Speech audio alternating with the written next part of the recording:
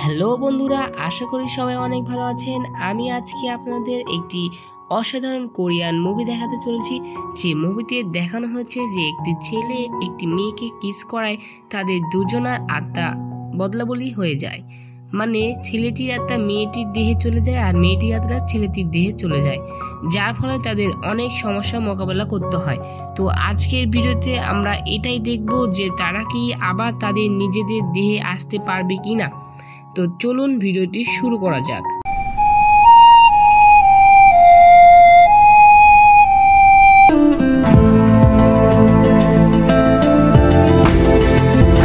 মুভির শুরুতে আমরা একটি বক্সিং ফাইট দেখি, যেখানে ফাইট করছিল এডিসন। নামটাকে মনে রাখবেন আর ছেলেটিকেও মনে রাখবেন, কারণ এই ছেলেটি আমাদের মুভির প্রধান চরিত্র। আর এডিসন যে ফাইটারকে মারছিল, এডিসন চাইলেই ম্যাচটি জিতে যেতে পারত, কিন্তু সে ইচ্ছে করে এই ম্যাচটি হেরে যায়। কারণ জিতলে সে যত টাকা পেত, ম্যাচ হারলে তার চেয়ে বেশি টাকা পাবে, তাই সে টাকার জন্য ম্যাচটি হেরে যায়। তার এই ম্যাচটি ফিক্সড করা ছিল, মানে মানুষ তার বিপক্ষ দলকে জিতার জন্য টাকা দিয়েছিল, তাই সে ম্যাচটি ইচ্ছে করে হেরে যায়। আর কিছুক্ষণ পরেই তার একটি কল আসে আর তাকে আরেকটি ম্যাচ খেলার জন্য বলে, আর সেখানে একটা নতুন টুর্নামেন্ট হবে। আর সে সেই টুর্নামেন্টে এসে বুক ফুলিয়ে বলে, আমি এই টুর্নামেন্ট ইজিলি জিতে যাব এবং আমার পুরোপুরি বিশ্বাস আছে। আর সেখানে একজন রিপোর্টার ছিল যার নাম মার্সি, আর এই নামটিও আপনাদের মনে রাখতে হবে। আর সেই রিপোর্টার এডিসনকে বলে যে তুমি এই টুর্নামেন্ট জিততে পারবে না, এর আগে এক ম্যাচে তোমাকে মেরে হাড়গোড় ভেঙে দেওয়া হয়েছিল। আর তোমার কি মনে আছে কে তোমার হাড়গোড় ভেঙে দিয়েছিল? সে কিন্তু এই টুর্নামেন্টে খেলছে। আর তোমার তো এখনো অমাবস্যা পূর্ণিমার রাতে হাড়গোড়ের ব্যথা ওঠে। আর এ কথা শুনে এডিসন খেপে যায় আর চিৎকার করতে থাকে। আর তখনই সেখানে লিয়ান নামের একজন ফাইটার চলে আসে, আর এই লিয়ানই এডিসনকে মেরেছিল। আবার যে রিপোর্টার এডিসনকে খারাপ কথা বলছিল, সে আবার লিয়ানের গার্লফ্রেন্ড মানে ফিয়ন্সি ছিল। আর লিয়ান যখন এডিসনকে এসে ধমকায়, তখন এডিসন বুঝতে পারে যে সেই রিপোর্টারটি লিয়ানের গার্লফ্রেন্ড। তখন সে লিয়ানের কাছে ক্ষমা চায় আর সেখান থেকে যেতে চায়। আর তখনই লিয়ান তাকে বলে যে তুই কি আবার একটি ম্যাচ খেলবি নাকি, আবার আমি তোর হাড়গোড় ভেঙে দেব। আর তখন এডিসন ভয় পেয়ে সেখান থেকে চলে যায়। আর এখানে আমরা দেখি যে সেই রিপোর্টারের কারণে এডিসনের অনেক বেজ্জতি হয়েছে। আর তখন মার্ডো নামের একটি লোক তাকে ডাকে। আর আমরা জানতে পারি মার্ডো হচ্ছে একটা দালাল, যে সব ম্যাচগুলি ফিক্সড করতো।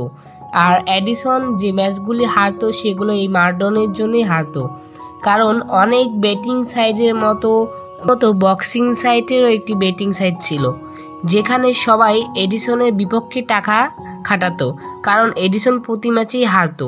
তো এই জন্য এডিসন ম্যাচ হারলেও অনেক বেশি টাকা পেত। তো যাই হোক, সেই দালাল এডিসনকে বলে যে লিয়ান যে তোমাকে ম্যাচটি খেলার জন্য চ্যালেঞ্জ করলো, তোমার সেই চ্যালেঞ্জটি অ্যাকসেপ্ট করা উচিত।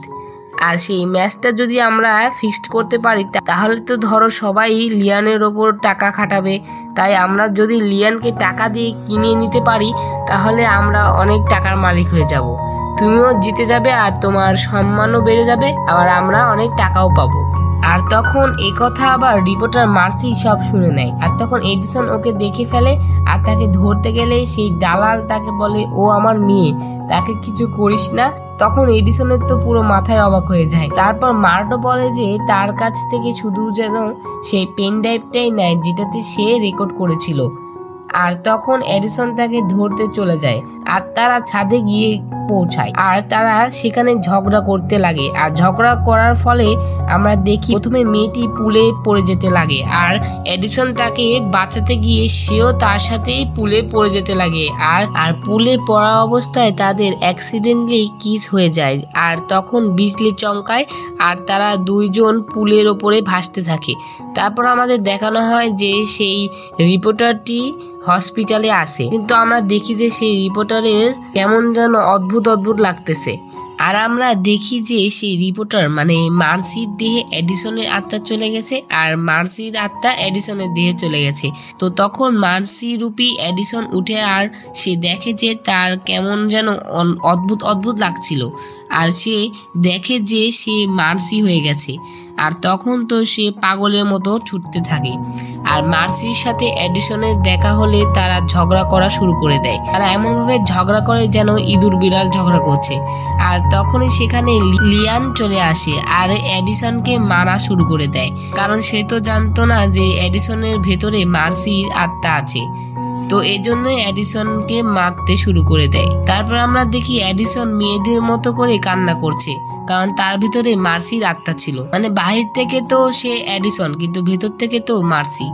তো তখন ওরা দুজন বুঝতে পারে যে তাদের সাথে কি ঘটেছে। তো এজন্য তারা সেই ছাদে আবার যায় যেন তাদের আত্মা আবার সুইচ হয়ে যার দেহ তার কাছে চলে আসে। তারা কারেন্টের শকও খায়, অনেক চেষ্টা করে, কিন্তু কোনো কিছু করেও কিছু হচ্ছিল না। আর তারা হার মেনে নেয় আর সেখান থেকে চলে আসে। আর সেখান থেকে তারা মার্ডনের কাছে আসে। যখন এডিসন বলে যে সে মার্ডনের মেয়ে আর তাদের দুজনের আত্মা বদলা বদলি হয়ে গেছে, আর মার্ডন তখন এডিসনকে পিটাতে থাকে যে তুই ম্যাচ খেলবি না, সরাসরি বলে দে, কিন্তু এমন নাটক করার কি আছে, আর তোর এই আজগবি কথাকে কেউ বিশ্বাস করবে? আর আমি ম্যাচ ফিক্সড করে ফেলেছি, তাই তোকে খেলতেই হবে। তখন মার্সি বুঝতে পারে যে সে তো ম্যাচ হারবে, আর তারা বুঝতে পারে যে তাদের জীবন এভাবে উপভোগ করতে হবে। আর তারপর তারা দুজন মার্সির বাড়ি আসে আর সেখানে একটা লোক আসে, যে লোকটি মূলত একটি লুচ্চা টাইপের ছিল। সে অনেকগুলো ফুল নিয়ে আসে কারণ সে মার্সিকে পছন্দ করত আর সে মার্সির অফিসের কলিগ ছিল। তো মার্সিকে সে ইমপ্রেস করতে চায়। তো এখানে আমরা কিন্তু জানি যে মেয়েটির ভেতরে ছেলেটি রয়েছে আর ছেলেটির ভেতরে মেয়েটি রয়েছে। তখন মেয়েটি মানে এডিসন মার্সিকে আলমারিতে লুকিয়ে থাকতে বলে, আর এডিসন বা মেয়েটির শরীরে যে আছে আর কি সে গিয়ে দরজা খুলে। আর তখন কিন্তু এডিসন জামা পরেছিল না, আর সেই লোকটি সেটি দেখে লজ্জা পায়। এই লোকটির নাম ডিউ। তারপরও এডিসন মানে সেই মেয়েটি তাকে ভেতরে ঢুকতে দেয়।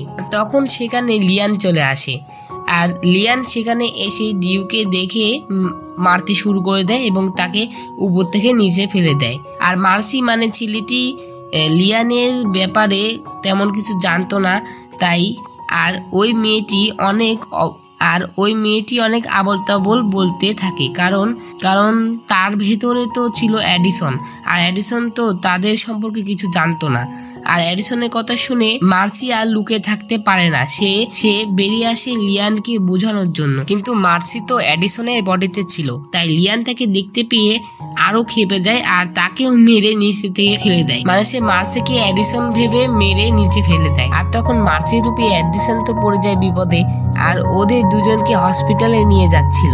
আর মার্সি রূপী এডিসন তাকে বলে, তুমি যেহেতু এডিসন মানে আমার দেহে আছো, তাই তোমাকে তো অবশ্যই লিয়ানের মোকাবেলা করতে হবে, তোমাকে তাকে হারাতে হবে। তুমি তাড়াতাড়ি ফাইট শিখে ফেলো আর ওকে তুমি তাড়াতাড়ি মেরে হসপিটালে পাঠিয়ে দাও, না হলে আমি তো আর তোমার দেহে থেকে লিয়ানের সাথে শুতে পারবো না। ছি। তো এই জন্য এডিসন মার্সিকে জোর দিতে থাকে সে যেন ফাইট শিখে লিয়ানকে হারায়। তো এরপরে আমরা দেখি যে মার্সিকে সত্যি ফাইটে পাঠানো হয়।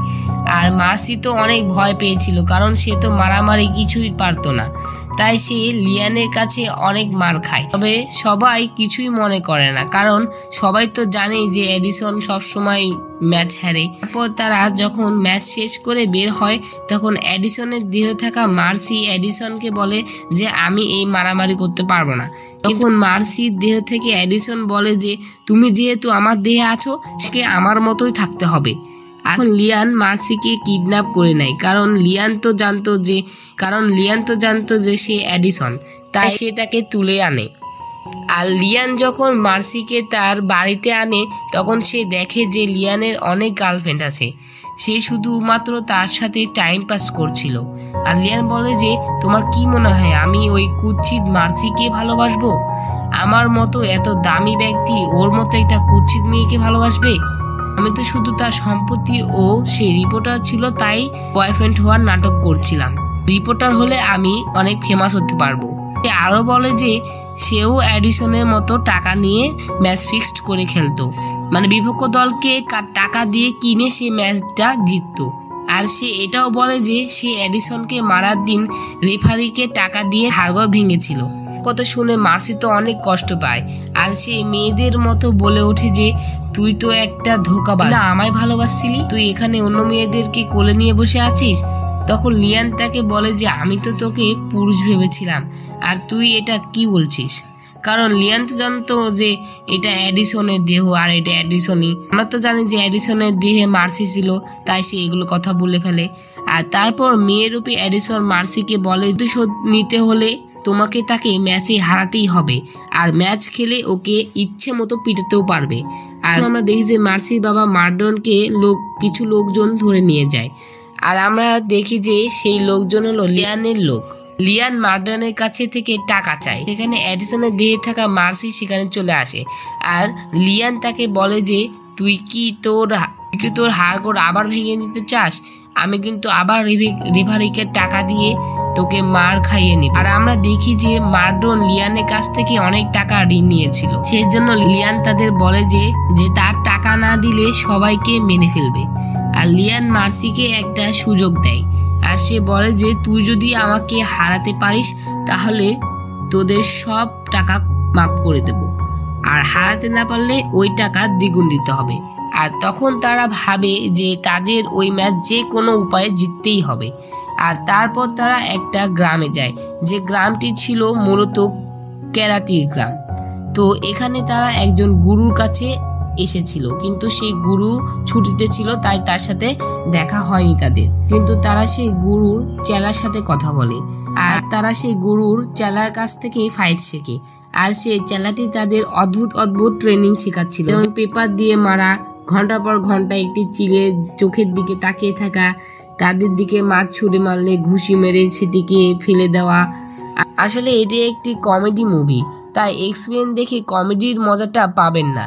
তাই আমি আপনাদেরকে সাজেস্ট করব যে এর যে মূল মুভিটি আছে সবাই সেই মূল মুভিটি দেখবেন। আমি শুধু আপনাদের মুভিটির কাহিনী বোঝাতে পারবো। তো যদি মুভিটির কমেডি সিনগুলোর উপভোগ করতে চান তাহলে মূল মুভিটি অবশ্যই দেখে আসবেন।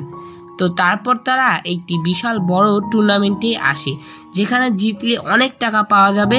আর সবচেয়ে বড় কথা হলো যে এই ফাইটটা লিয়ান নিজেই হোস্ট করেছিল। আর এই টুর্নামেন্টের নিয়ম হলো প্রথমে 4 জনকে হারাতে হবে, তারপর ফাইনালে সরাসরি লিয়ানের সাথেই খেলতে হবে। আর তারপর আমরা দেখি যে মার্সি সবাইকে মেরে জিতে যায়, আর সে টিভি চ্যানেলের সামনে লিয়ানকে চ্যালেঞ্জ করে যে তার হাড়গোড় ভেঙে দেবে। তারপর ম্যাচ শুরু হয়ে যায়, আর সেকেন্ড রাউন্ডে এসে মার্সি অনেক হতাশ হয়ে পড়ে। তখন মার্সির ভেতরে থাকা এডিসন মার্সিকে সাহস দেওয়ার জন্য কিস করতে থাকে, আর তখন ওদের আত্মা আবার পরিবর্তন হয়ে যায়। মার্সির বডিতে মার্সি চলে আসে, আবার এডিসনের বডিতে এডিসন চলে আসে। তো কাহিনী যেটা হয়েছে যে এডিসন তো আর মার খায়নি। তো কাহিনী যেটা হয়েছে যে ও তো ওর নিজের বডিতে চলে এসেছে, তো ও তো আর মার খায়নি। এডিসন তো এডিসনের বডিতেই চলে এসেছে, আর এডিসন তো আর মার খায়নি, তাই সে খুব সহজে লিয়ানকে হারিয়ে দেয়। আর ওদিকে মার্সি আবার লিয়ানের সেই হুমকি দেওয়ার কথাটা রেকর্ড করে রেখেছিল, যে লিয়ান তার বাবাকে মারার হুমকি দিয়েছিল সেই কথাটা। তো তারা করে কি, সেই রেকর্ডটি মিডিয়ার কাছে দিয়ে দেয়, আর লিয়ানকে শাস্তি স্বরূপ তাকে বক্সার থেকেই বাদ দিয়ে দেওয়া হয়। আর মুভির শেষে আমরা দেখি যে মার্সি আর এডিসন এক হয়ে গিয়ে সুখে শান্তিতে জীবন কাটাচ্ছে। তো আশা করি ভিডিওটি আপনাদের অনেক ভালো লেগেছে। আমি মুভিটি আপনাদের কতখানি বোঝাতে পেরেছি তা আমি জানি না, তবে আমি আমার সর্বোচ্চ চেষ্টা দিয়ে বোঝানোর চেষ্টা করেছি। আসলে মুভিটির থিওরিটি অনেক কঠিন, তবুও আমি ভালোভাবে বোঝানোর চেষ্টা করি। যদি বোঝানোর কোনো ভুল হয়ে থাকে তাহলে আমাকে অবশ্যই ক্ষমার দৃষ্টিতে দেখবেন। তো দেখা হচ্ছে পরবর্তী কোনো মুভি এক্সপ্লেনে। সে পর্যন্ত ভালো থাকুন, সুস্থ থাকুন এই কামনা করে আজকের ভিডিও এখানেই শেষ করছি।